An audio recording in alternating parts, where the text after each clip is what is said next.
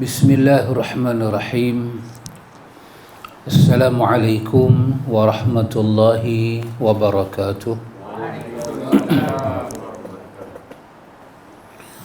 Alhamdulillah. Nahmaduhu wa nasta'inuhu wa nastahdihi wa nastaghfiruh. Wa na'udzu billahi min syururi anfusina wa min sayyiati a'malina. من يهده الله فلا مضل له ومن يضلل فلا هادي له أشهد أن لا إله إلا الله وحده لا شريك له وأشهد أن محمدا عبده ورسوله أما بعد Alhamdulillah biiznillah ikhwan, dengan limpah kurnia daripada Rabbul Alamin ada ruang kepada kita pada hari Isnin, hari yang berkat ini. Berkat dia tak ada kena mengena dengan apa? Dia tak ada kena, dia berkat dia tak ada kena mengena dengan perasaan orang. Berkat dia berkaitan dengan dalil. Bila Allah nak turunkan berkat, Allah pilih satu masa, Allah pilih satu tempat, Allah pilih satu kejadian, Allah pilih satu amal, maka Tuhan bagi berkat. Contoh, apabila Allah Ta'ala sebut Quran itu mubarakun, kitab yang dipenuhi dengan keberkatan. Jadi soal orang sukakah Quran, orang tak sukakah Quran, orang punya pasal. Bukanlah kerana orang suka Quran barulah berkat turun. Bukanlah kerana orang tak suka Quran berkat akan terhalang. Tidak. Bahagian menentukan berkat ataupun tidak adalah bahagian Rabbul Alamin, bahagian dia. Sebab dia yang sumber berkat. Manba' maksudnya sumber. Allah yang sumber berkat, maka dia pegang berkat. Jadi salah satu kondisi dan situasi Allah bagi berkat adalah kondisi majlis ilmu. Soalnya majlis ilmu itu diiktiraf ataupun tidak, itu bab lain. Soalnya dalam majlis itu ada ilmu ke tak? Yang tu masalah dia. Ustaz mana cakap bab nombor 2? Soalannya ialah mutakallim itu. Mutakallim orang yang bercakap. Mutakallim itu lisan dia lisan apa? Kalau seorang mutakallim tu Pakcik Din, dia duduk di dataran merdeka, dia buat lawak. Tak buat lawak. Tapi kalau mutakallim itu dia duduk di masjid, dia duduk di surau, maka dia kena pastikan untuk dapat berkat, lisan dia itu adalah lisan ilmu. Maka ilmu itu, dalam ilmu dia ada tazkiyah, dia ada tarbiyah, dia ada tasfiyah. Apa makna tarbiyah? Mendidik. Dia didik kita. Itu makna tarbiyah. Apa makna tazkiyah? Dia cuci kita, dia basuh kita. Itu tazkiyah. Apa makna tasfiyah? Baca dengan sad. Tasfiyah maknanya ialah dia buang segala yang tak patut ada dalam diri kita. Maka kalau ikut dia punya sistem, pertama sekali tasfiyah. Dia kena macam kita masuk rumah baru, kita tak terus bubuh barang, kita basuh dulu, cuci rumah kan. Itu adalah proses tasfiyah. Kita cuci rumah kita. Bila kita cuci baru tahu semak samun macam mana, lipas duduk macam mana, agah duduk macam mana, baru kita tahu.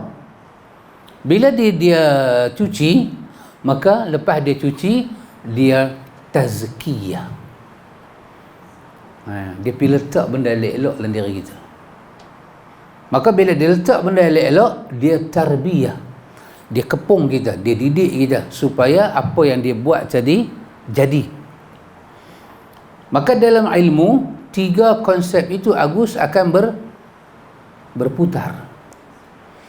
Bila datang ilmu, sifat ilmu adalah tasfiyah. Ilmu itu adalah tazkiyah.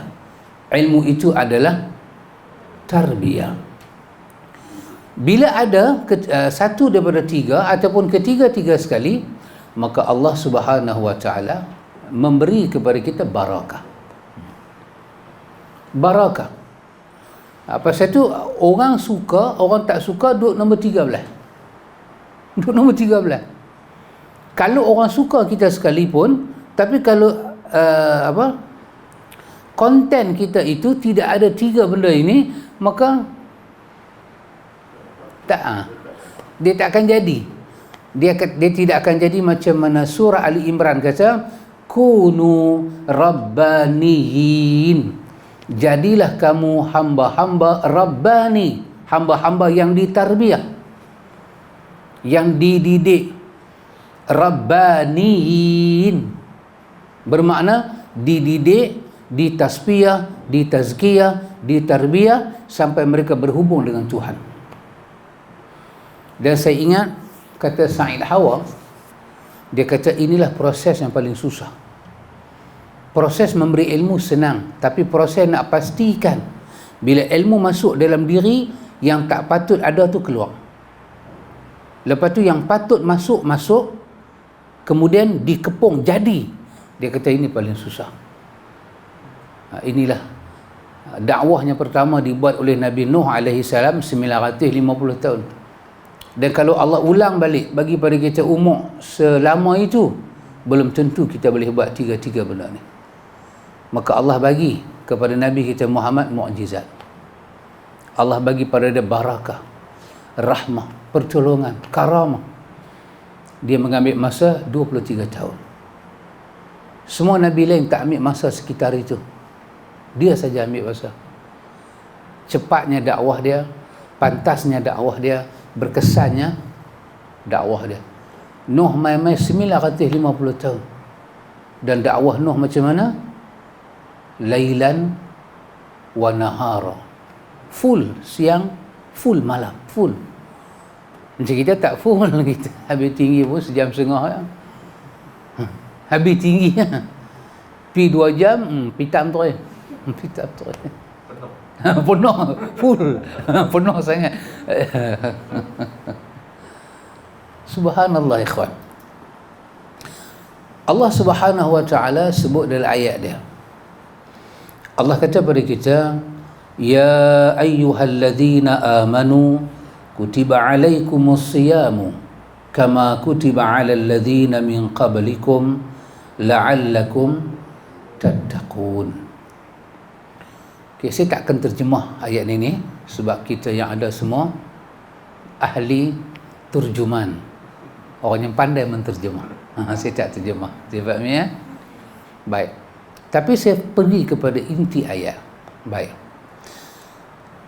Apabila Allah Subhanahu wa taala mengeluarkan kalam, maka kalam Allah itu kalam yang azim, tinggi, mulia, dan kita mesti mentakzim, menunjukkan ketinggian itu. Benda tu dah tinggi, kerja kita ialah menunjukkan dia tinggi. Itu nama dia ta'zim, mentakzimkan agama Allah. Agama Allah dah tinggi, maka kerja kita menunjukkan ketinggian dia. Kita kena berwatak, berperwatakan dia tinggi. Macam orang besar mai pakcik, dia orang besar, apa kerja kita? Kita kena buat dia seperti orang besar. Katalah menteri ke turun, kita duduk sila panggung aja. Hai menteri, kita macam tak takzim dia.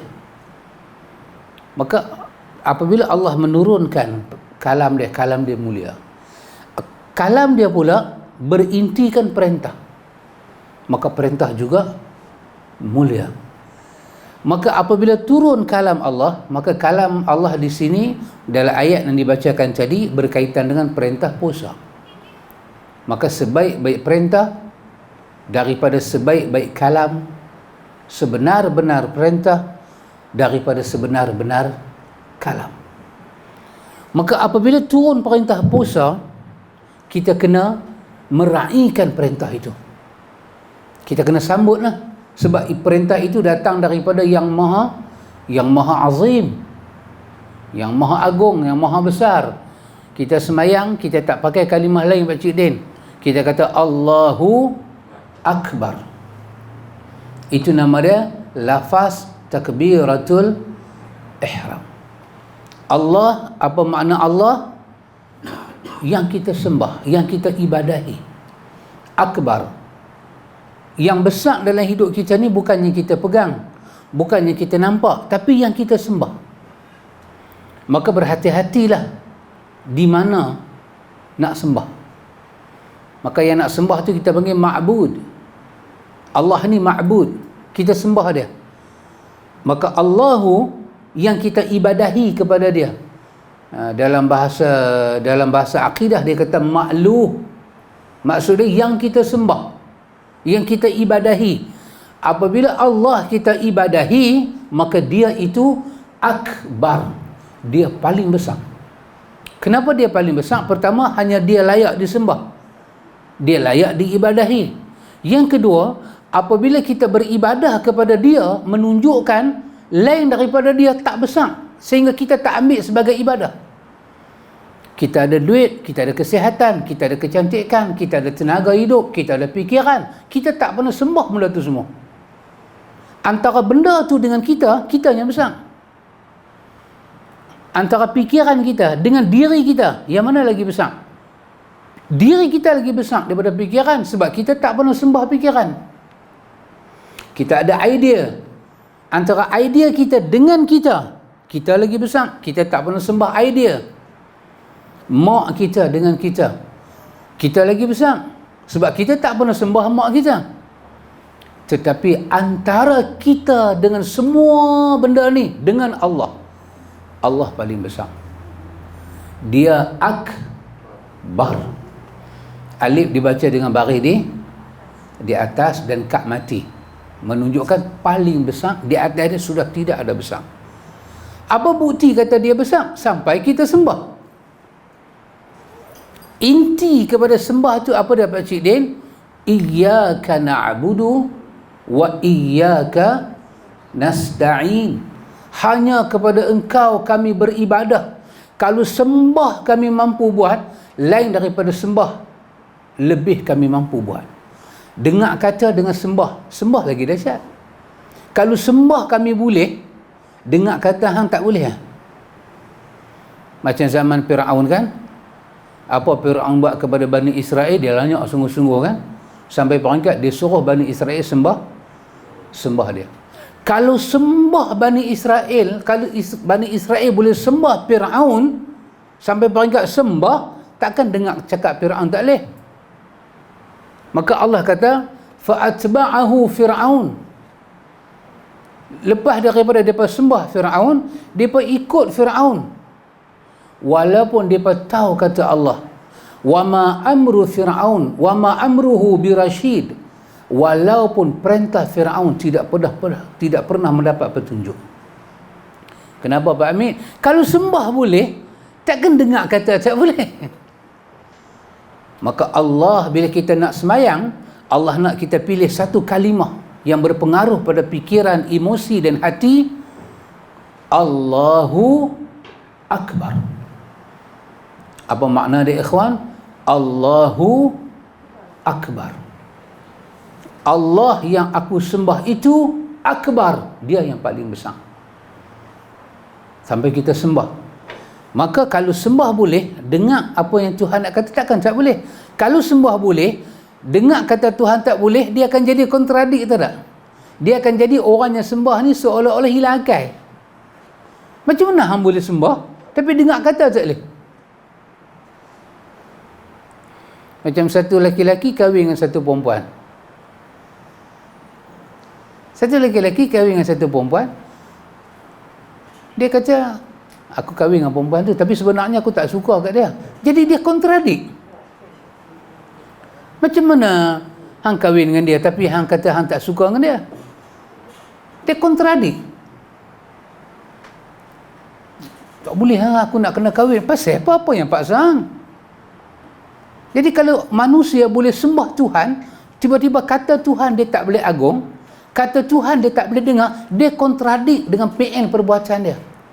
Sebab sembah ni kemuncak nak bagi tahu akbar. Benda yang kita sembah tu akbar. Pasal tu kita tengok dalam agama batil, jangan usik sembahan dia. Usik lain tak apa. Sembahan dia jangan usik. Usik sembahan dia, dia rasa terusik. Kerana benda tu paling besar kat dia. Tapi kalau kaum muslimin boleh sembah Allah, tiba-tiba dia tak terasa dengan firman Allah, maka dia ada masalah. Macam mana mungkin kau sampai peringkat sembah Tuhan jiwa dan raga, tapi bila Tuhan menurunkan perintah, kau tak nampak perintah tu besar. Maka muatan kepada muatan kita apabila kita kata Allahu Akbar itu, iyyaka na'budu wa iyyaka nasta'in, sampai pada peringkat bukan kata kita akan beribadah kepada Allah, hanya kepada Allah kita ibadah, hanya kepada dia kita mohon pertolongan. Itu muatan dia. Bila kita sembahyang, kita Allahu Akbar, habis kita tutup, kita belurkan hidup ni dengan semua hubungan dengan makhluk. Kita buka satu line aja dengan Tuhan. Maka bila kita dengar firman Allah, mana mungkin kita tak boleh rasa apa? Kucuk-kucuk kahutahnya itu. Mana mungkin tak ada? Mana mungkin? Test. Kita kena test jiwa kita. Kita duduk mengaji kuliah. Kita mengaji kuliah Pak Amir. Kita test. Kita ada hubungan tak dengan Tuhan? Kita dengar kuliah, kita semangat. Oh, Allah, Allah, Allah. Allah dengar kuliah ni. Kita dengar kuliah macam orang dengar marhaban. Oh Allah. Zaman dulu orang duk marhaban dalam rumah kita, kalau tak boleh join rasa macam Allah kena cucuk pungkuk Pak Mik. Aduh. Tiba-tiba kita dengar ayat Allah, kita mengantuk. Kita dengar ayat Allah, kita rasa bosan. Orang baca Quran, kita tak ada respon. Sedangkan yang kita duk mengaji semua tu kalam dia. Semua tu perintah dia. Semua tu wahyu dia. Agama dia. Tiba-tiba kalam dia kita dengar. Kita tak ada apa? Kita tak ada apa? Two way. Pi balik. Apa? Connection. Dia kena, kita dengan Tuhan ni dia kena two way. Dia tak boleh one way. One way dia pergi terus kan. Dia kena two way. Apa ikan itu? Ikan, apa nama ikan tu? Ikan Solomon yang dia redah sampai ke atas. Ha? Salmon. Bukan Solomon. Oh, Solomon raja. Oh, Sulaiman. Oh, saya tarik balik pasal orang duk tengok. Saya tak malu orang kata kat pakcik ya. Apa duk medis cakap tak betul, pakcik juga malu. Jadi saya tarik balik. Saya bagi tahu pakcik betul balik. Ikan tu berani ambil lawan terus. Walaupun beruang, bear tangkap dia kan, semata-mata dia nak bagi kehidupan pada anak dia. Kita dengan Tuhan ni kena pi dan balik. Dari kita pergi pada Tuhan, maka kita kena tunggu dari Tuhan mai ke kita. Maka akan tiba masa dia dari Tuhan datang ke kita, Tuhan pula menanti dari kita pergi ke dia. Sekarang ni dalam Allah menguji kita. Ini jasa yang dibuat oleh Imam Ibn Jauzi rahimahullahu ta'ala dalam buku dia Talbisul Iblis. Bagaimana kita mengenal talbis, jerat-jerat yang halus, perangkap-perangkap yang halus, tipu daya yang halus. Tapi tipu daya tu dia main dalam wajah benar. Pasal itu orang terkena. Dia izharul batil ala suratil haq. Dia zahirkan kebatilan dalam surah, dalam gambar kebenaran. Betul tak? Bila kita dengar orang baca Quran, kita ambil musabaqah. Betul tak? Logik tak dia kata pada kita? Hang dengar pun bukan hang faham. Sedangkan agama ni ajak tadabbur. Dia kata tu betul. Tetapi dia maksud batil. Sebab masa kita dengar lagu, dia tak kata benda tu. Kita dengar orang mengumpat, dia tak kata benda tu. Han dengar orang mengumpat, apa bukan hang faham. Kita disuruh tadabbur mengumpat, baru dapat hakikat mengumpat. Dia tak kata. Tapi dengan Quran aja dia kata. Yang menyebabkan kita teralih daripada mendengar di bumi ni, di bumi Allah ni, lillahi ma fis samawati wa ma fil ardi, langit dan bumi kepunyaan Allah ni, dia alih diri kita. Hang jangan dengar, hang tak faham. Buat apa hang dengar kalam Tuhan tapi hang tak faham? Itu adalah talbisul iblis. Bagaimana Tuhan sampai peringkat kita sembah kalam dia, kita tak mau dengar? Ya subhanallah. Maka Allah turun kalam dia. Ya ayyuhallazina amanu kutiba alaikumus siyam kama kutiba alal ladzina min qablikum la'allakum tattaqun. Bila turun ayat ni, sahabat-sahabat Nabi tahu kata ada puasa yang Allah wajibkan pada kita. Tapi bila tak tahu. Bulan apa tak tahu. Dia pun menanti-nantikan. Dia pun duk tunggu bulan bila. Sementara duk tunggu bulan bila tu, puasa-puasa sunat menjadi puasa wajib. Betul-betul Din? Dia pun nak ibadat ke Tuhan. Dia pun nak bersungguh-sungguh ibadat kepada Allah Jalla wa'ala. Dia pun nak buat ibadat. Dia pun nak sungguh buat ibadat. Maka menunggu-nunggu Tuhan nak pilih. Menunggu-nunggu itu, menunggu-nunggu perintah Tuhan. Allah turunkan ayat. Syahrul Ramadan alladhi unzila fihi al-Quran. Maka dengan itu, bulan Ramadan dipilih untuk dua kejadian besar. Diturunkan Quran dan dipilih untuk saum Ramadan. Dari situlah para ulama sirah, ulama ahli tafsir menyatakan Ramadan mesti disambut. Sebab sahabat menunggu nak sambut. Sambutan di situ ada dua. Satu, kerana mentakzimkan kalam Allah. Sebab kalam Allah berisikan perintah. Kedua, mentakzimkan perintah Allah dalam bentuk nak melaksanakan perintah Allah. Maka Allah Subhanahu wa taala sebut dalam surah Hajj, apabila ada golongan orang beriman menunggu-nunggu nak melaksanakan perintah Allah. Macam mana kita, Pak Cik Din, sentiasa duk tengok jam. Bukan pasal kuliah habis dah. Duk tengok jam. Subuh masuk ke berapa? Duk tengok jam. Lohor masuk ke berapa? Itu apa dia maksud, Pak Amir? Kita duk tunggu apa tu? Masuk waktu. Untuk apa itu? Melaksanakan tuntutan Allah. Kita nak mengamalkan perkataan Tuhan sebaik-baik kalam. Pasal itu Allah memuliakan orang yang get ready tu. Intizar ila salah ni, kita intizar, tunggu waktu sembahyang. Allah bagi kelebihan, ampun dosa kita semua. Fadilat Tuhan bagi. Ada malaikat kata, Allahumma ghafir lahu, Allahumma ghafir lahu. Pasal kita duk tunggu waktu sembahyang. Waktu tu makin dekat, makin kita get ready.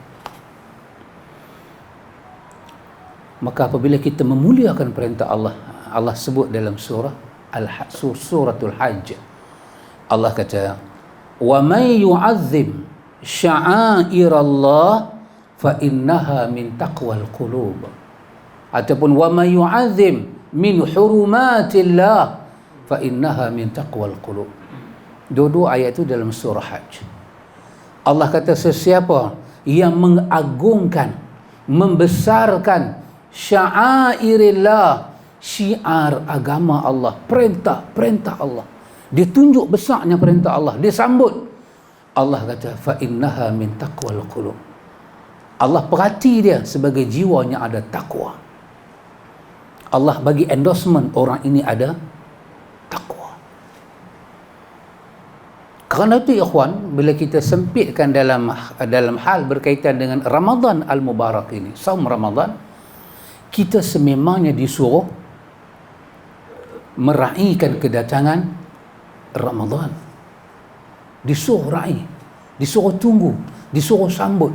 Disuruh hidup kerana ada ayat. Kerana ada ayat seperti ini.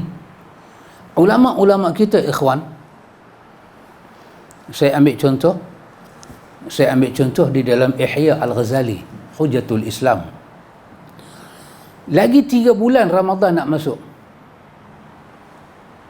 Bermakna Rejab, Sya'ban, Ramadan. Rejab, Sya'ban. Kita kalau Rejab, kita persiapan untuk apa? Kalau main Rejab, biasanya kita siap untuk apa? Isra Mi'raj lah.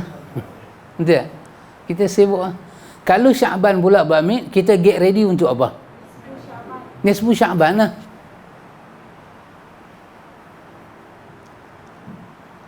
Kita bila masuk Rejab, nak panggil siapa main ceramah? Yang hot-hot sikit. Kan yang ceramah. Ulama silam, Rejab, mereka get ready untuk Ramadan. Dengar Al-Ghazali. Saya ambil satu ulama Al-Ghazali. Bila nak masuk Ramadan, lagi 3 bulan nak masuk Ramadan, dia kata, Alhamdulillahilladzi a'zamu ala ibadihi al-mannata bima dafa'u anhum kaidu syaitan wa fannuhu wa rada amalahu wa haibu zannuhu idza ja'ala sawma hasnan li awliyaihi wa junnata. Bila Ramadan duk mail, ni Rejab, itu ke depan Sya'ban, bermakna kan 2 bulan lagi duk ada, baru real Ramadan. Dia dah sebut kalimah ni, dan dia kata ini kalimah yang menjadi lisan para ulama. Alhamdulillahilladzi a'zama ala ibadihi al-mannata bima dafa'u anhum kaidu syaitan wa fannuhu. Alhamdulillah, Alhamdulillah, Alhamdulillah. Puji Allah Pak Amir. Pun tak payah saya terjemah kan. Alhamdulillah, Alhamdulillah. A'zama ala ibadihi al-mannata. Alhamdulillah, Alhamdulillah. Allah yang telah memberi sebesar-besar anugerah kepada hamba-Nya. Khutbah mereka, tazkirah mereka, kuliah mereka, kelas-kelas mereka, kalimah ni yang bergema. Alhamdulillah, Alhamdulillah. Alladzi a'zama ala ibadihi al-mannata, yang telah memberi kepada hamba-Nya anugerah yang besar. Bima dafa'u anhum kaidu syaitan wa fannuhu, yang dengan anugerah ini tertolaklah daripada hamba-hambanya tipu daya syaitan dan jalan-jalannya. Itu kalimah yang mereka ucap untuk Ramadan yang akan datang. Di mana mereka ucap sebelum Ramadan datang? Warada amalahu haibun zannahu idza ja'ala sawma hasnan li awliyaihi wa junnata. Kata dia, Allah menolak, Allah memberi anugerah yang besar, iaitu datangnya Ramadan, di dalamnya ada puasa. Dengan datangnya Ramadan, Allah Ta'ala tolak daripada hamba-hambanya yang beriman akan tipu daya syaitan dan jalan-jalan tipu daya itu. Dan warada amalahu, Allah menolak segala harapan syaitan. Harapan syaitan ni nak sesatkan anak Adam sampai mati. Mai bulan ni Allah tolak harapan dia, Allah kecewakan dia. Angan-angan cuma tinggal angan-angan kosong sahaja. Wahaibun zannuhu, sangka dia itu Tuhan kecewakan. Izja'ala saum, dengan Allah menjadikan puasa dalam bulan Ramadan hasnan li awliyaihi wa junnata. Allah jadikan puasa itu sebagai hasnan. Apa makna hasnan? Hisnu. Kita duk baca Hisnul Muslim. Apa makna hisnu? Hisnu Muslim, benteng, baju besi, pemelihara. Allah jadikan Ramadan itu hasnan li awliyaihi, sebagai pemelihara, benteng kepada awliya'nya. orang yang puasa Ramadan ni di sisi Allah mereka awliya, kekasih Allah. Wa junnata, dan Allah jadikan perisai. Dah ada benteng, ada lagi perisai, penjaga, pelindung, perisai lagi. Wa fatha lahum bihi abwabul jannah. Itu pun tak payah saya terjemah, boleh faham. Wa fatha lahum bihi abwabul jannah. Allah buka pada orang yang puasa ni apa dah, pintu-pintu syurga dengan puasa. Wa arafahum anna wasilata syaitan ila qulubihim asyahawati almustakinnah. Allah Jalla wa'ala bagi orang beriman dalam bulan puasa ni kenai apa? Wasilatu syaitan, jalan-jalan setan kita kenai. Kita sendiri kenai. Dalam kita duk marah tu kita boleh bagi tahu ke orang bulan puasa, jangan duk marah orang puasa, setan ni. Walaupun bulan tak puasa kita memang pemarah. Allah apa dia?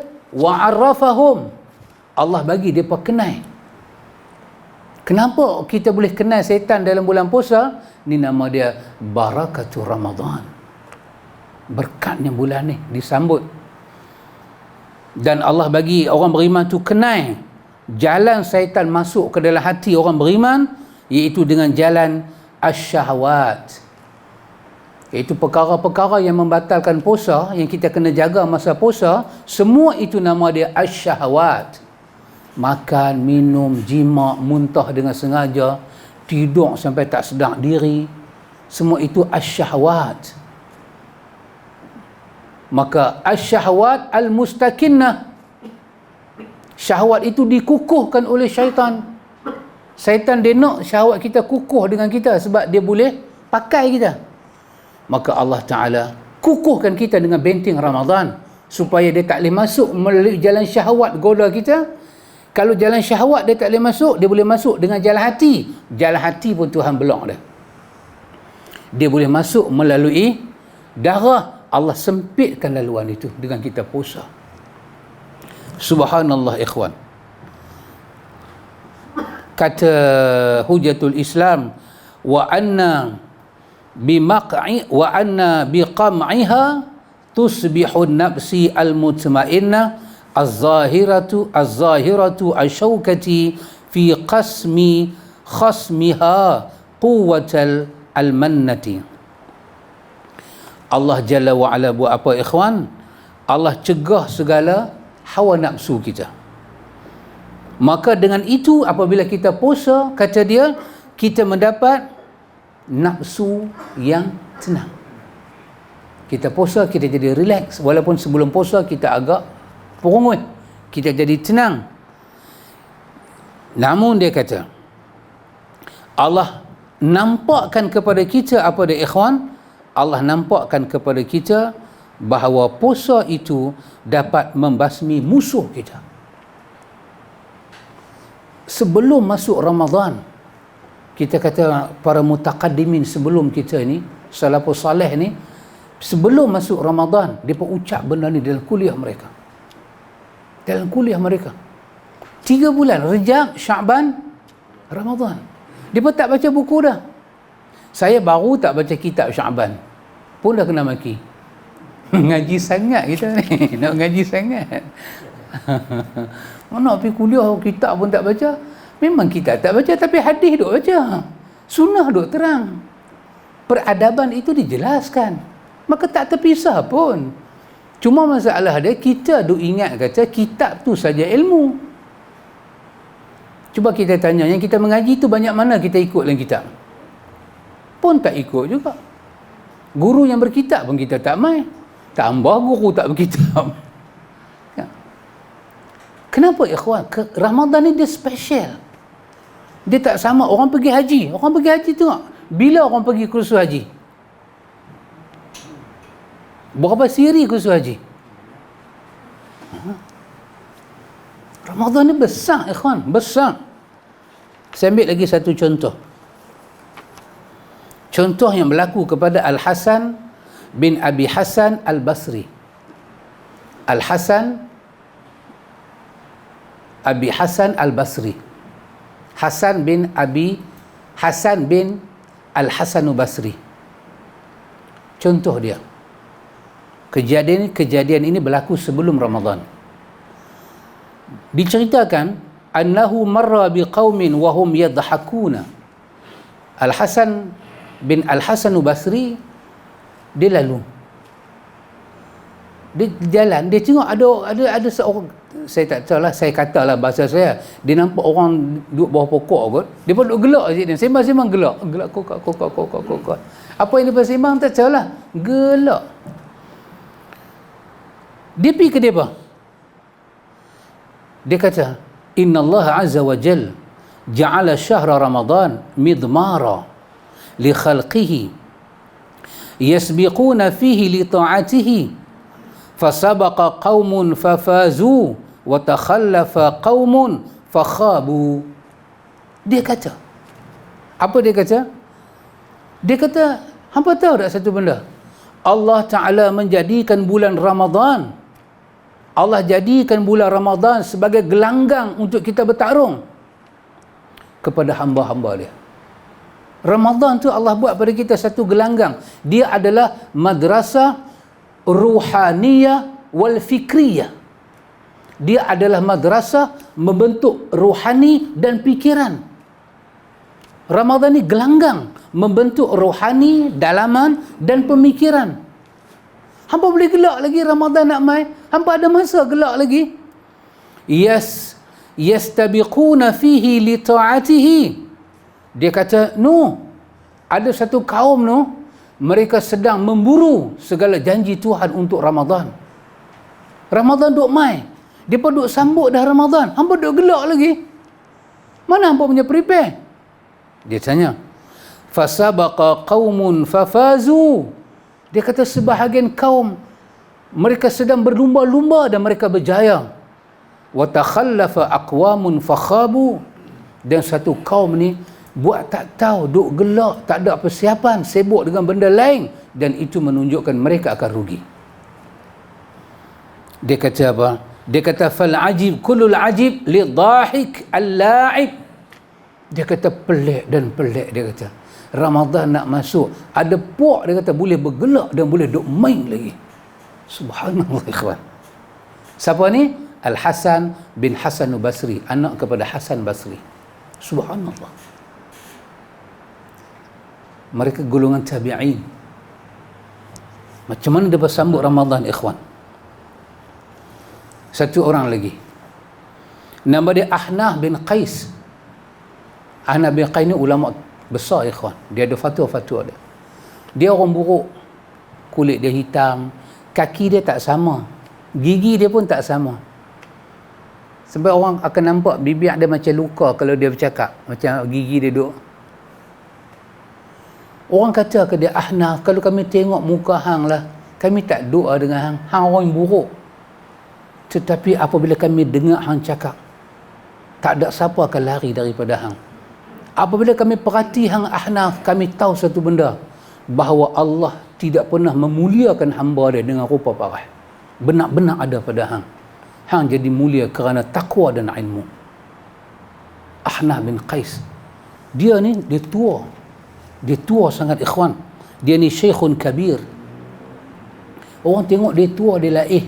Orang kata sepatah kat dia, orang kata, wa inna siyam la yudha'ifuka.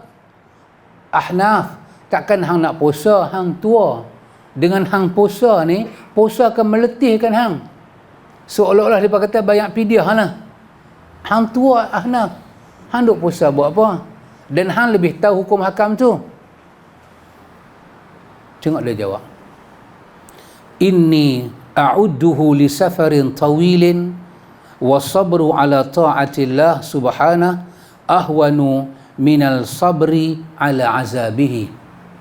Ahnaf jawab, dia kata sesungguhnya a'uddu li safarin tawil, aku puasa kerana aku nak berjalan jauh ni. Dia kata aku kena puasa, aku kena sambut puasa nak mai kerana aku nak berjalan jauh.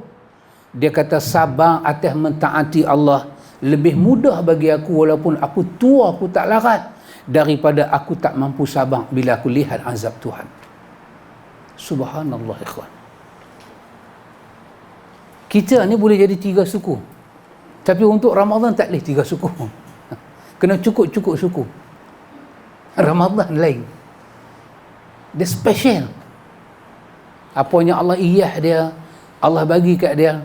Sampai orang pernah tanya kepada Ahnaf bin Qais, apa istimewanya Ramadan?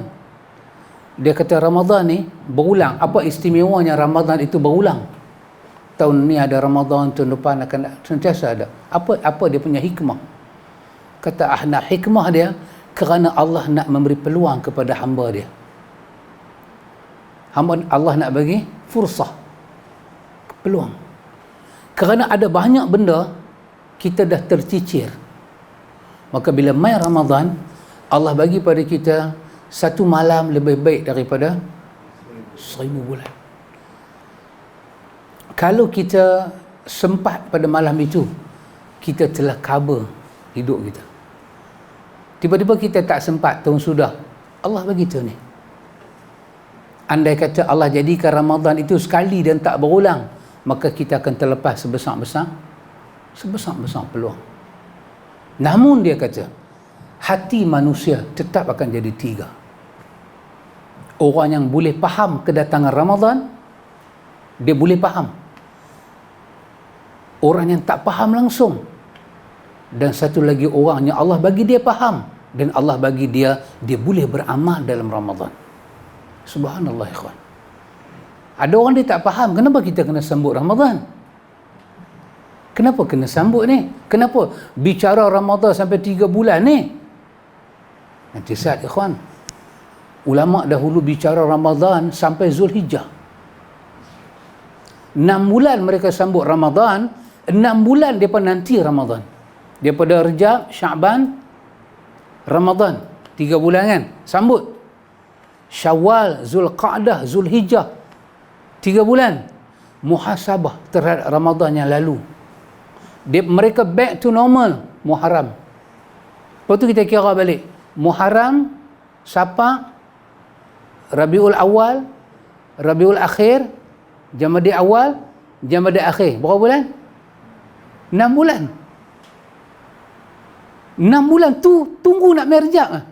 Mai Rejab sambut pula Ramadan. 6 bulan mereka di dalam Ramadan, 6 bulan mereka menanti Ramadan.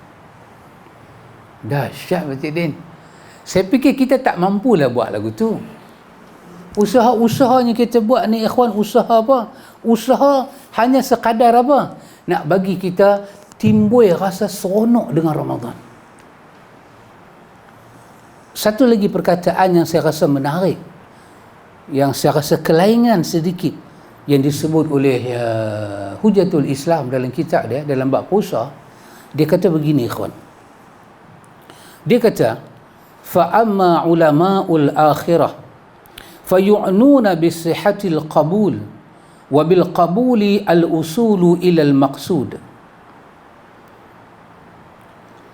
وَيَفْهَمُونَ أَنَّ الْمَقْصُودِ مِنَ الصَّوْمِ التَّخَلَّقُ بِخَلْقِ مِنْ أَخْلَاقِ اللَّهِ وَهُوَ الصَّمَدِيَّةِ والاقتداء بالملائكة في الكف عن الشهوات بحسب الإمكان. Ini saya rasa menarik disebut oleh Hujatul Islam. Dia kata apa? Dia kata tengok, apabila nak masuk Ramadan, kita boleh lihat wajah-wajah ulama akhirat. Dia kata fa'amma ulama'ul akhirah, adapun ulama akhirat. Kita kena ingat ni, orang yang suka ulang perkataan ulama ni ada 2. Ulama dunia, ulama akhirat. Ulama su' dan ulama mu'tabar. Yang memulakan bicara ini adalah Hujatul Islam. Siapa dia? Imam Ghazali. Semua imam kita, mereka dapat gelaran Hujatul Islam. Imam Syafi'i, mereka Syekhul Islam wa Hujatul Islam. Tetapi kepada Imam Ghazali ni diangkat kerana dia duduk zaman falsafah. Dia banyak menjawab falsafah, maka dia dipanggil Hujatul Islam. Masa itu, akhirnya dia popular dengan nama tu. Tapi semua ulama kita, semuanya Hujatul Islam. Mereka berhujah untuk Islam. Dia kata, Syekhul Islam Ibn Taymiyah, dia juga mendapat Syekhul Islam wa Hujjatul Islam. Hujah-hujah dia semua hujah-hujah Islam. Dia kata fa'amma ulama'ul akhirah, dia kata adapun ulama akhirat, tengok apa mereka nanti buat. Dia kata fayu'nuna bisihatil qabul, mereka memberi perhatian untuk puasa ni. Mereka akan jumpa ummah, mereka akan bagi perhatian kepada apa? Kepada as-sihhatil qabul. Terang kepada umat yang dikatakan sah puasa tu lagu mana dan qabul puasa macam mana. Qabul ni maksud dia apa? Tuhan terima. Bila nak masuk bulan Ramadan, ulama-ulama akhirat ni kamu boleh tengok usaha mereka. Dia perfahamkan umat yang kata sah puasa ni apa dia, dan nak bagi puasa yang sah tu naik satu peringkat, qabul, Tuhan terima macam mana. Wabil qabulil usul ilal maqsud, kerana kalau Tuhan qabul puasa yang sah tadi, Tuhan terima, maka sampailah kepada maksud perintah Tuhan. Sebab Tuhan suruh kita puasa pasal dia nak terima.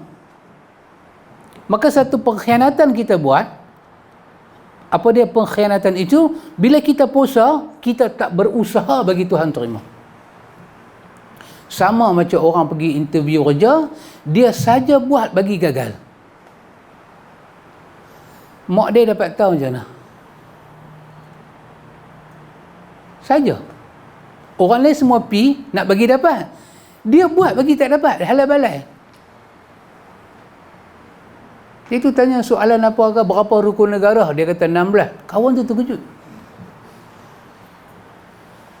Dia kata, tuan silap kot, rukun sembahyang, rukun negara. Saya jangan duk main dengan saya. Dia main kawan tu.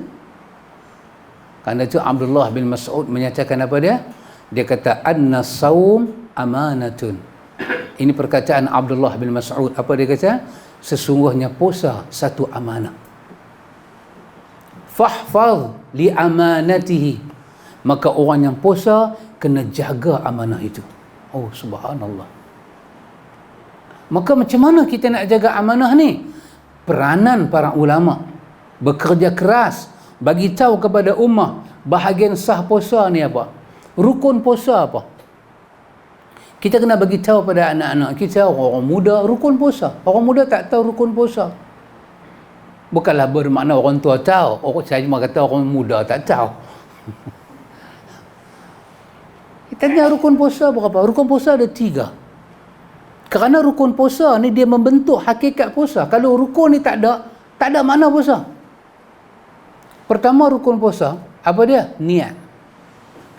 Yang kedua apa dia? Imsak. Yang ketiga apa dia? As-saim, orang yang puasa. 3 je rukun puasa. Dia susun dalam kitab macam tu kan. Tapi saya terbalikkan dia. Saya bagi terbalik bagi kita nampak. Imsak, as-saim. As-saim tu siapa dia? Diri orang yang puasa. Kita, diri kita.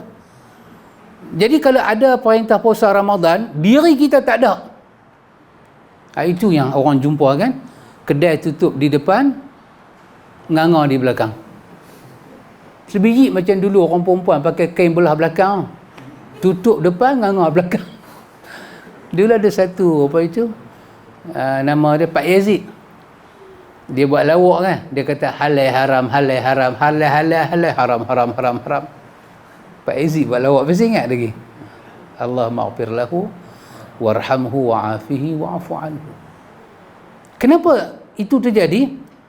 Kerana tak ada as-saim. Dia tidak meletakkan diri dia pada tempat pelaksana puasa. Artinya dia tak sambut ayat semulia-mulia ayat, semulia-mulia perintah kepada semulia-mulia hati, hatinya ada iman. As-saim ni adalah diri orang yang puasa. Lepas ada as-saim, yang ni saya terbalikkan dia.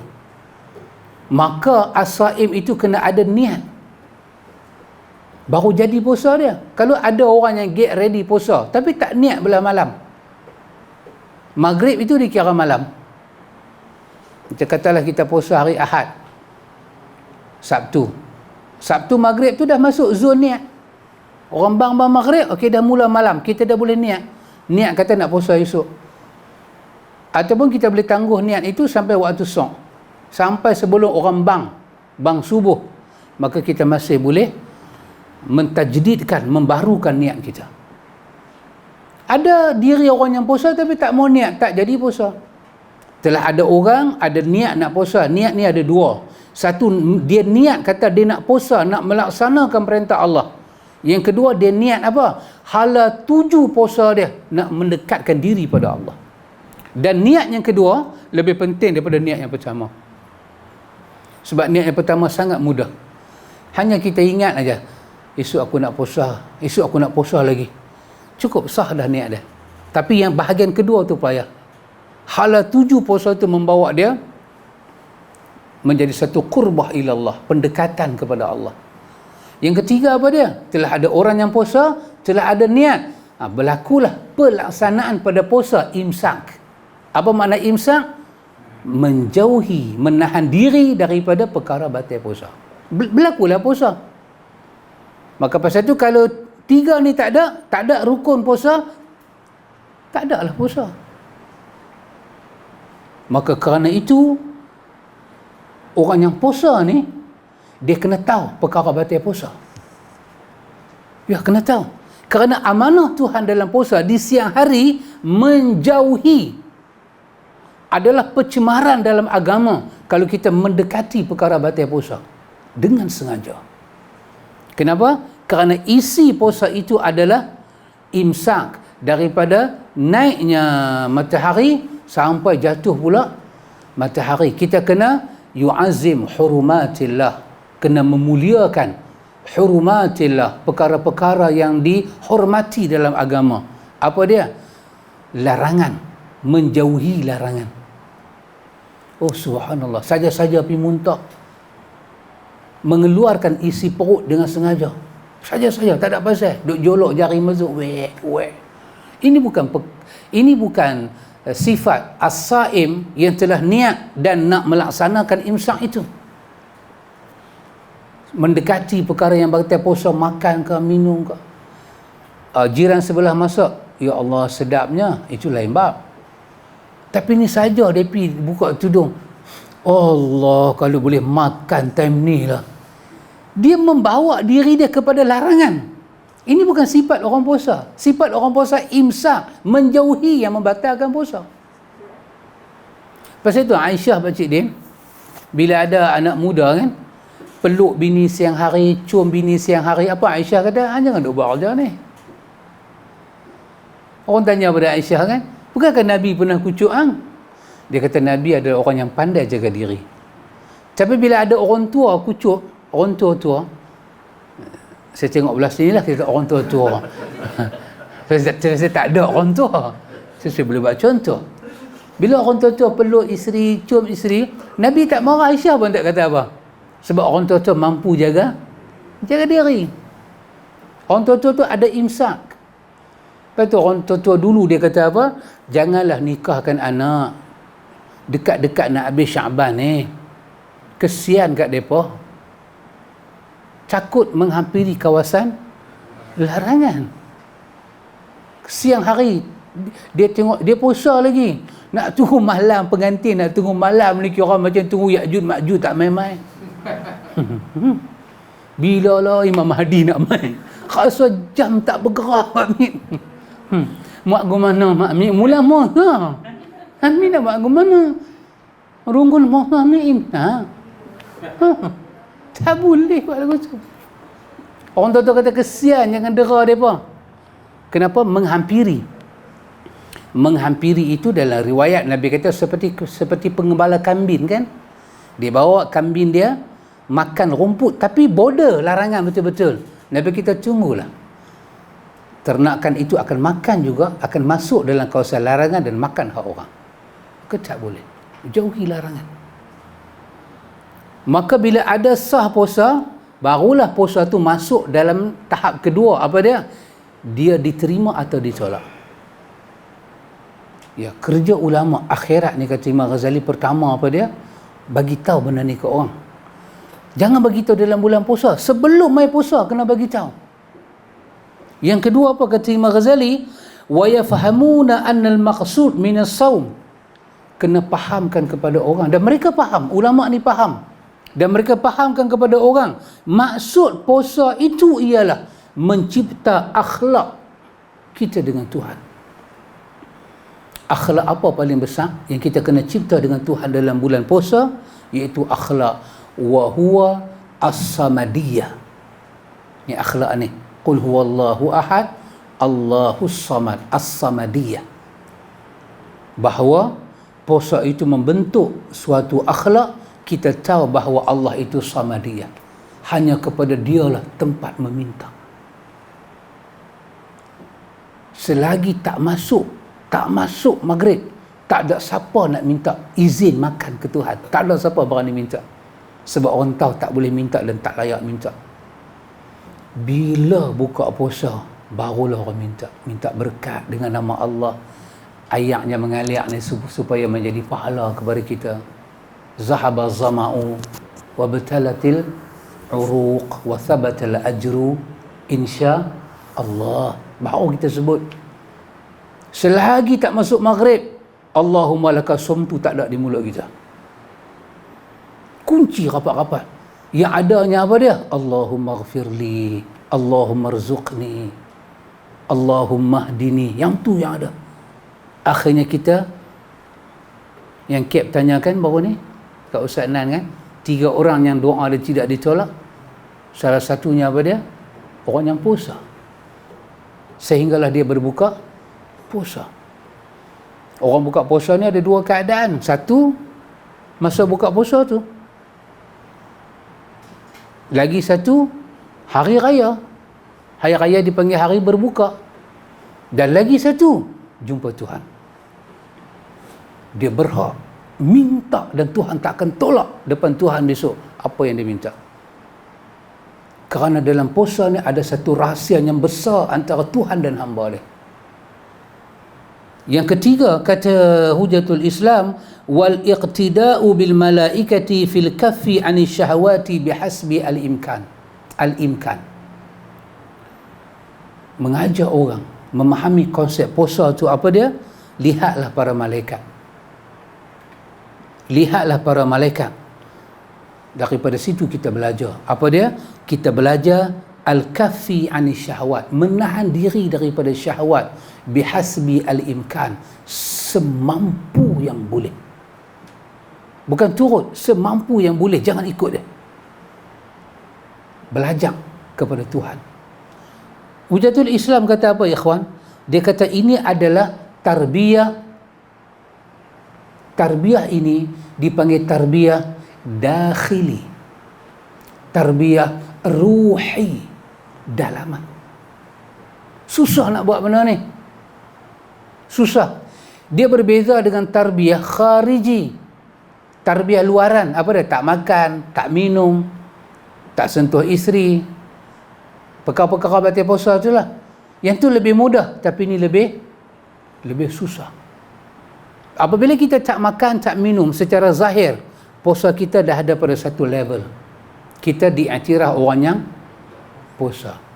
Bila kita jaga pula dalaman kita, puasa kita terangkat pada satu level yang tinggi pula. Kemudian pula dicampur lagi dengan kita jaga 7 sab'atul a'dha, 7 anggota. Mata, telinga, hidung, mulut, perut, kemaluan, kaki, tangan, lisan, kita jaga pula. Puasa kita naik kepada satu level yang lain.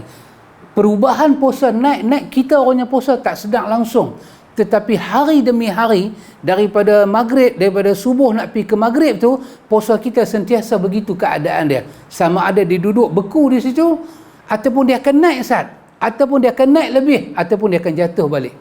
Jatuh macam mana pun, dia kekal pada level yang pertama. Dia tak boleh lebih daripada itu.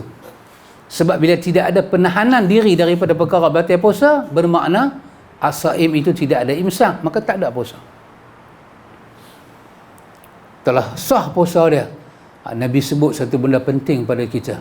Malam yada' qawla zur wal jahlu wa amalu bihi. Siapa yang tak tinggal kata zur, kata bohong, cakap jahil, dan perkara yang berkaitan beramal dengannya. Akhirat esok Tuhan kata Allah tak peduli. Falaisa lillahi hajah. Tuhan tak ada hajat. Tuhan tak ada peduli dekat dia walaupun dia tak makan, walaupun dia tak minum. Orang ni mai bagi tahu kata saya tak makan, saya tak minum, saya puasa. Tuhan kata aku tak peduli. Apa nak jadi Kalau orang mai lagu tu pada kita, kita tengah duk makan di kedai nasi kandar, dia mai kat kita, dia kata abang ke encik ke tuan ke, saya lapar, saya tak ada duit nak makan.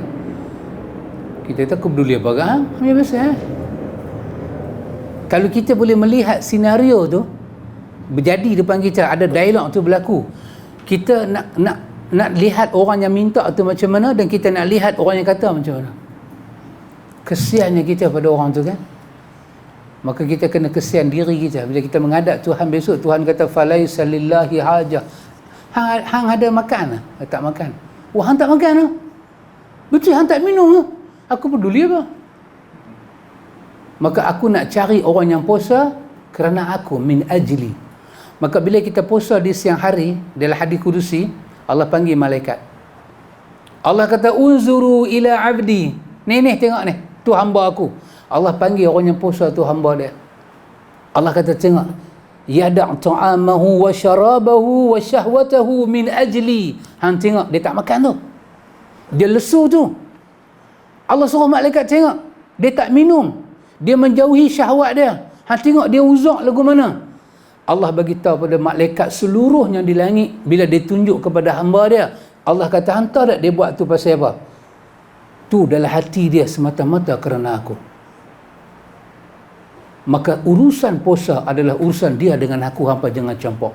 Wa ana ajzi bihi. Maka aku sendiri nak jumpa dia, nak bagi balasan puasa dekat dia. Yang balasan puasa di atas orang yang sabar kerana muatan puasa. Muatan puasa. Bila kita puasa, kita duk heret satu benda berat, muatan dia apa dia? Kulluhu sabr. Seluruhnya adalah muatan sabar. Sabar yang berulang. Bukan sekali sabar, dia berulang. Kadang-kadang kita puasa, kita letih, kita tak larat. Kadang-kadang ditimpa lagi sakit. Kadang ditimpa lagi duka nestapa. Ditimpa lagi perasaan-perasaan lain. Muatan kita heret dalam puasa adalah sabar. Sabar hati, sabar mulut. Nak makan tak boleh lagi, perut. Semuanya sabar. Allah kata, unzuru ila abdi. Tengok hamba-hamba aku. Apa jadi pada dia? Yada' ta'amahu wa syarabahu wa syahwatahu min ajli. Semuanya dia tinggal kerana aku. Maka aku sendiri nak jumpa dia, nak bayar. Kerana dia berbuat untuk aku. Hampa bagilah pahala lain kat dia. Allah tugaskan malaikat bagi. Tapi yang puasa, aku dengan dia. Subhanallah. Dan untuk dapat kekuatan ni, kita kena tarbiyah ruh kita kuat sikit. Pasal tu dia ambil masa 3 bulan. 3 bulan Gus. Orang dulu, bila masuk bulan puasa, orang dulu ni, bahasa orang putih kata apa? Pass away people lah. Previous generation. Orang dulu lah kan. Boleh faham lah. Previous generation. Dia pun lain sikit. Dia pun puasa siang hari. Kan? Dia pun puasa siang hari. Malam, seutuhnya malam, mereka guna untuk generate ruh mereka dengan Tuhan. Itu adalah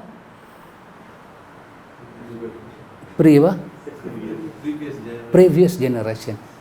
Nampak dengar macam apa? Yang TV percuma tu, siaran percuma tu, preview. Ni previous generation. Orang dulu Dia pun pasal apa bulan puasa dulu tak ada tazkirah? Sebab Rejab dah ada tazkirah, Syaban telah ada tazkirah. So masuk satu Ramadan, siang puasa habis-habisan, melaksanakan adab-adab puasa, malam mereka tumpu tilawatul Quran dengan sembahyang. Itu adalah tabiat orang dulu. Tetapi kerana perubahan masa, setiap negeri yang dijajah, maka diubah segala-galanya. Budayanya, pemikirannya, suasananya, kepahaman agamanya, ruh agamanya, diubah semua. Maka zaman, sehinggalah datang ke zaman kita, daripada kita keluar daripada geografi Arab masuk Nusantara. Nusantara bila masuk Ramadan, dia lebih suka kepada riyah dan meriah. Dia suka riuh. Dia suka jenis apa? Orang dulu tak perlu buat bazar Ramadan, because they no need.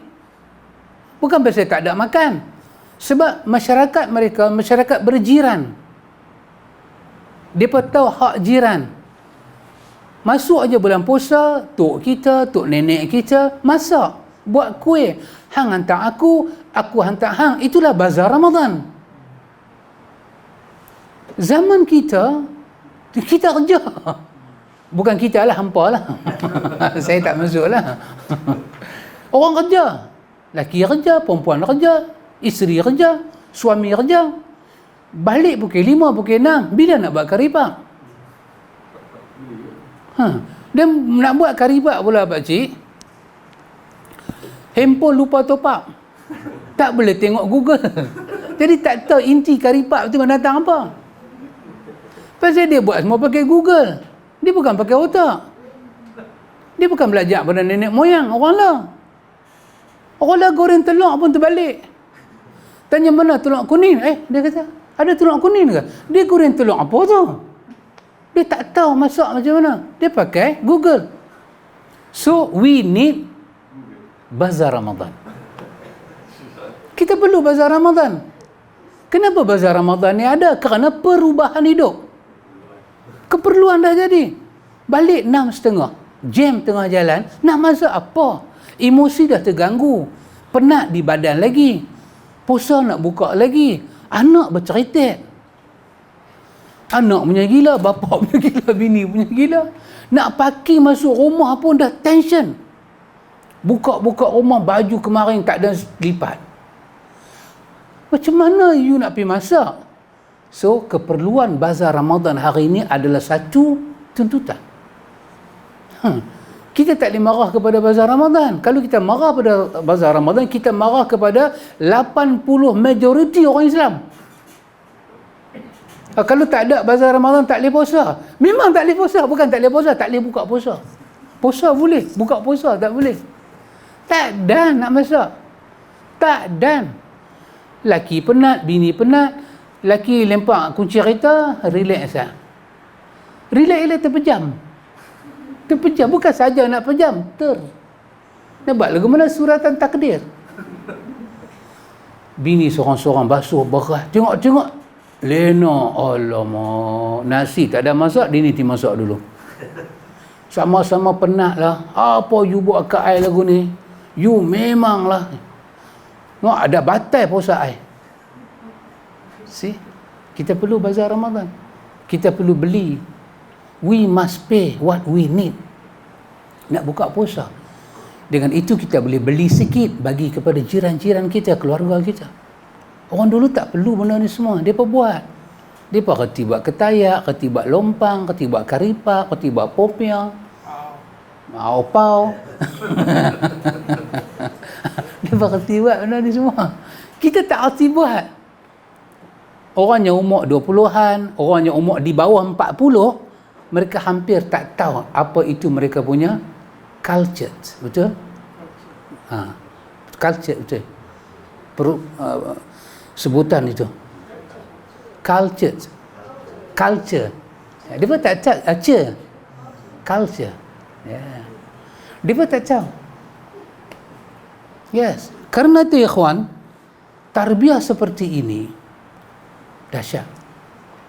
Pasal itu bila mai zaman kita, bayang macam tadi perubahan dah berlaku. Dulu dengar kata isteri kerja, suami tak kerja, satu aib, tahu tak? Satu aib, orang nanti kata kat dia makan hasil. Bini mampu. dia boleh mati kerah lagu tu. Lani kalau ada bini tak kerja, dia pula mampu.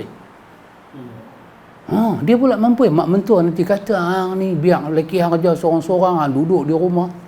Dia kena popek, cabai Melaka, cabai pedas, cili burung, semua nanti keluar dari telinga dia. We need to work. Pasal apa? Kita punya keperluan kita semakin meningkat. Minyak naik, semua naik, tak ada turun. Darah pun naik, macam tak stabil. Bayang, dalam suasana macam ni, tiba-tiba kita tidak ada tazkirah Ramadan. Kita nak bangkit tengah malam, bukan tak mau bangkit. Bagi orang yang kerja Isnin sampai Jumaat, dia kerja. Dan daripada rumah, katalah dia duduk Putrajaya, duduk Cyberjaya, katalah dia duduk Seremban, kerja di Kuala Lumpur, 1 hour dia kena keluar, awal dia kena keluar. Apa jadi kat dia? Dia nak suruh dia bangkit pukul 4:30 pagi. Dia bukan tak boleh bangkit, dia boleh bangkit. Tapi kalau dia bangkit, dia bawa kereta sekali ada masalah, dia pergi tempat kerja masalah, dia balik kerja sekali lagi masalah. Benda tu dia jadi gunung berapi kemuncak. Maka kalau dia tak boleh bangkit semaya malam dengan masalah lagu ni, kita pula tak buat sikit tazkirah untuk membantu jiwa dia, kita menzalimi umat ni. Sama macam tadi kita kata no need bazar Ramadan, no need. Tak apalah pakcik, kita umur lagu kita ni, kita boleh ambil tepung uli sendiri.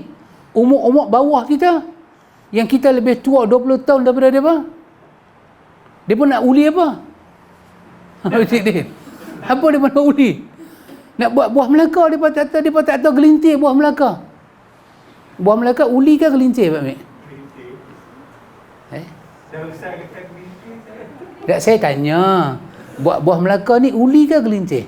Uli dia besar, boleh dia uli. Tepung uli Buah Melaka? Mana boleh gelintir?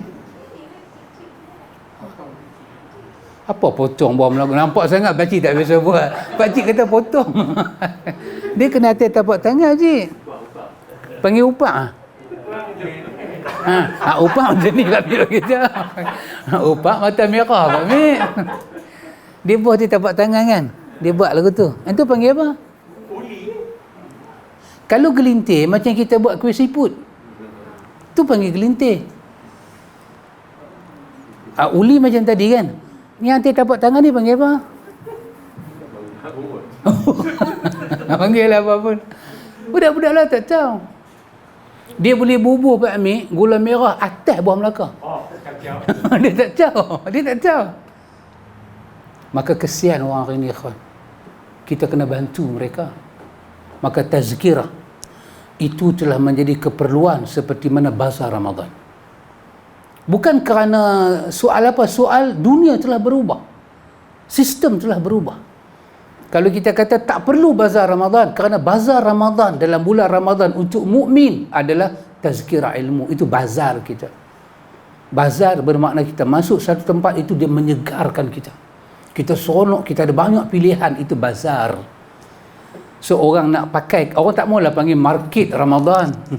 Orang panggil bazar. Seolah-olah kalimah tu dia nampak macam mulia duduk dengan Ramadan. Suku Ramadan. Pasarnya meriah dalam Ramadan. Di samping kita ada bazar Ramadan hak betul itu, kita juga kena ada bazar Ramadan dalam bentuk ruhi. Kerana saya ulang lagi sekali, Ramadan itu madrasah ruhaniyah fikriyah. Dia satu madrasah yang dia canai, dia uli ruh kita dan fikiran kita.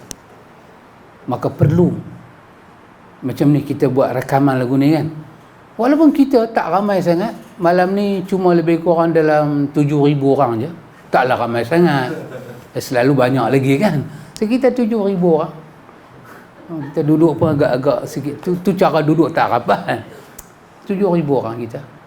Tetapi manfaat di luar sana pada hari yang lain, waktunya lain, lebih besar daripada manfaat sini. Orang nanti tengok Orang nanti tambah kalau duk kad-kad kecil-kecil tu kan. Lagi orang sempat tengok 1 jam. Aduh. Pia nak tengok 1 jam ni kira pi betul ya. Dia kena betul-betul hari Sabtu Ahad lah. Tapi hak potong-potong tu, saya terkenal kerana ceramah potong lah. Ayat acak, teh pusom. Itu dah saya terkenal. Orang kenal tang situ lah. Orang nak maki dekat pun tang situ juga. Orang akan tengok nanti. Maka kita perlu memberi bazar Ramadan dalam bentuk bazar ruhani, bazar dakhili. Maka Ramadan kita masuk kereta dalam tempat repair kereta, workshop kan. Maka kalau kereta tu keluar daripada workshop sama macam dia masuk. Maksudnya apa? Mekanik tu ada masalah. Orang Arab kata kharaja kama dakhala. Kharaja kama dakhala. Dia keluar sama macam dia masuk. Ada masalah kereta tu. Maka kita masuk dalam Ramadan, kita masuk dalam madrasah, kita tak boleh keluar sebagai orang bodoh. Macam kita pergi Bushra. Kita pergi Bushra, pustaka Bushra, saya pergi, Abadi sambut, buka pintu, saya masuk, saya keluar. Abadi kata, ada perbezaan ke? Saya kata ada. Saya masuk jahil, saya keluar dengan ilmu. Pasal penuh dengan kitab-kitab. Cuma CEO dia yang tak baca kitab. Saya baca. Itu saja. Kita masuk dalam kedai-kedai Bushra, kita masuk, kita kosong, tak tahu tajuk buku apa pun. Masa kita masuk, kita keluar, kita dah hafal penulis ni, buku ni. Maka masa kita masuk dengan kita keluar mesti ada beza. Tak boleh kharaja kama dakhala. Keluar sama dengan masuk, tak boleh. Maka inilah usaha yang kita duk buat sambutan kepada Ramadan Al-Mubarak, nak bagi lekat, nak bagi ingat. Nanti masuk dalam Ramadan, cara lain pula kita raih. Kerana ini semua termasuk wa ma yu'azzim sya'airallah fa innaha min taqwal qulub. Insya-Allah ikhwan, semoga Allah merahmati kita, Allah memberi keberkatan kepada kita dunia dan akhirat insya-Allah. Kita punya forum kita pada hari Khamis sambutan Ramadan kan. Kita bersama dengan penceramah kita. Dan kita ada moderator kita. Kita tengoklah dasnya. Lepas tu kita akan cuti lah. Bukan cuti apapun. Kita dah sambut Ramadan, kita nak tarawih. Kita teruskan dengan kita punya tarbiyah ruhaniyah kita. Insya-Allah. Subhanakallahumma wa bihamdika asyhadu an la ilaha illa anta astaghfiruka wa atubu ilaik. Wassallallahu ala nabi Muhammad walhamdulillahi rabbil alamin.